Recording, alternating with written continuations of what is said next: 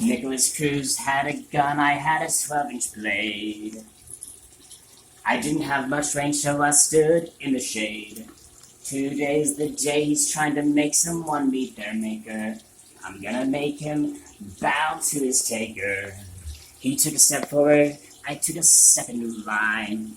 I drew my blade back, I watched the blade shine. I thrust it forward as hard as I could, cutting off his head right there as he stood. More must be done, that is what I said, pulling the blade out of his freaking head. So he had to shoot Meadow 9 times. For one, he should have never even got to her because the police should have been doing their job. And they didn't do their job there, and other school shootings afterwards that were even larger than that, like in Texas or something. I don't know, man. This country's so stupid. We're so politically correct. You can't even speak the truth. And JFK was a Democrat, okay? Democrats are all about like gun control, but he was a member of the National Rifle Association, and a member of the Knights of Columbus. The leftist Democrats nowadays, they've got all the communists and the secularists and the liberals rallying. I mean, he had liberals rallying behind him then, but it was different because if you're an atheist, secularist, communist, you wouldn't want to belong to the party, or at least the person who is president of the Democrat Party at that time. If he's a member of the National Rifle Association, he's a Knights of Columbus, first Catholic president, but the Knights of Columbus used the symbol for the fascist party, the fascists. And here's the thing. In fascist Italy, they made a huge mistake, but they did not want that war, World War II. Mussolini tried to stop it, and Mussolini was the first enemy of Adolf Hitler. The only reason he joined on the wrong side of that war is because he was hoping the Allies were going to show some evidence that they could win a few battles or something.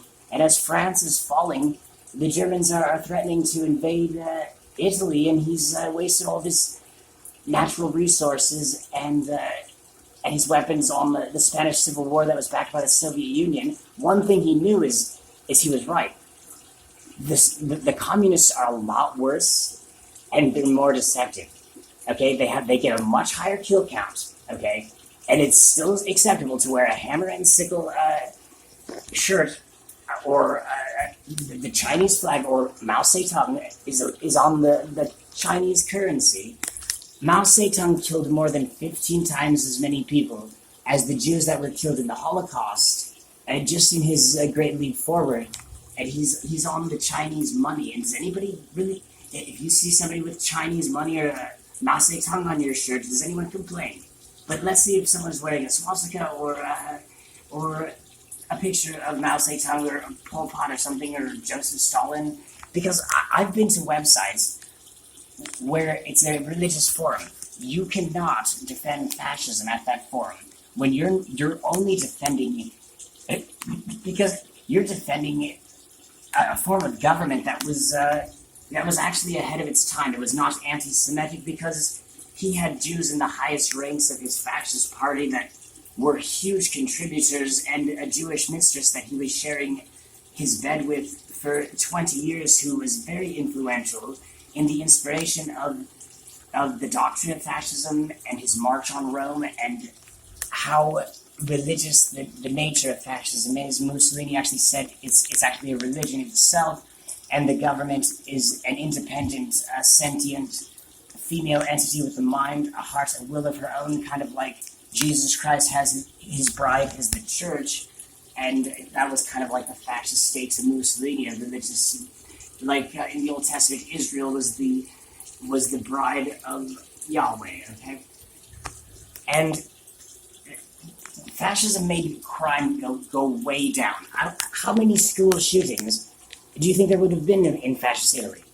And how many immigrants are going to be causing problems? How it would have cleaned up so much of the garbage.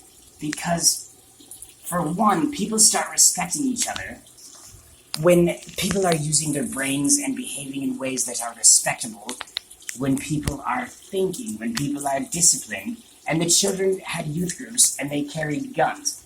Do you think, how many school shootings are there going to be when the children are disciplined, when they are learning all kinds of how to be responsible, how to not be shallow-minded, and how to be, I mean, yes, they have to be strong, how to be soldiers, but fascist Italy, he was in power for almost 23 years, and yes, he did have a conquest of Ethiopia, but he was also trying to be a slave abolitionist, and the Abraham Lincoln memorials have the symbol for fascism right beneath the hands of Abraham Lincoln, where the name fascism comes from, the fasces. It's two of those right beneath the hands of Abraham Lincoln, and that actually took place within the same year as Mussolini's march on Rome and the fall of a modern first world cradle of democracy in a unbloody march on a capital. Nobody gets hurt. He becomes prime minister overnight. He does not have any government experience. He does not have any qualifications, and he was kicked out of school. How does that guy become prime minister in a first world cradle of democracy with nobody voting for him overnight? Especially when you consider the prime minister actually called for a state of siege, and police were actually called on him multiple times to arrest fascists for like, let's say there's a communist propaganda newspaper place, and they seize the place illegally, and police are called, and police don't even respond because the communists, the police are aware of how badly communists divide people, and they prey upon rioting and discontentment and revolution and a need for change, and of course abandoning the Catholic traditions of Italy.